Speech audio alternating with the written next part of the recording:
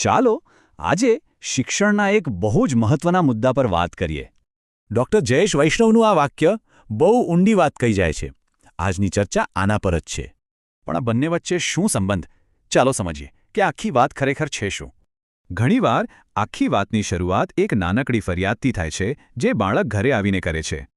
પણ ઘણીવાર બાળકની વાત અને હકીકત આ બંનેમાં જમીન આસમાનનો ફરક હોય છે. અને સ્વાભાવિક છે, પોતાના બાળકની આવી વાત સાંભળીને વાલી ગુસ્સે થઈ જાય. અને પછી શું થાય? વાલીઓ ગુસ્સામાં સીધા જ સ્કૂલે પહોંચી જાય છે. પણ હવે આ જ પરિસ્થિતિને શિક્ષકની નજરથી જોઈએ. એમના પર આની શું અસર થતી હશે? આજના શિક્ષકો પર કેટલું બધું દબાણ હોય છે. ક્લાસ, શિસ્ત, વહીવટ અને વાલીઓ.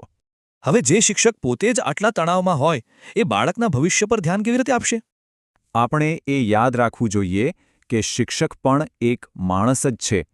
એમના પણ પોતાના પ્રશ્નો હોય છે. તો સવાલ એ છે કે વાલીઓ શું કરી શકે? આનો ઉકેલ ઝઘડો નહીં પણ ભાગીદારી છે. વાલીઓ માટે અહીં 4 ખૂબ જ સરળ પગલાં બતાવવામાં આવ્યા છે. અહીં હેતુ કોઈને દોષ આપવાનો નથી, પણ સાચી વાત જાણીને ઉકેલ લાવવાનો છે. આને જ કહેવાય સાચી શૈક્ષણિક ભાગીદારી, જ્યાં બધા બાળકના ભલા માટે સાથે મળીને કામ કરે. પણ આટલું બધું કેમ જરૂરી છે? કારણ કે શિક્ષક ખુશ હશે તો જ બાળક સારી રીતે ભણી શકશે. એક તણાવમાં રહેતા શિક્ષક અને એક સન્માન મેળવતા શિક્ષક બંનેના ભણાવવામાં મોટો ફરક હોય છે. અને જ્યારે શિક્ષકોને માન અને સુરક્ષા મળે છે ત્યારે આખા વર્ગ અને શાળાનું વાતાવરણ સુધરે છે.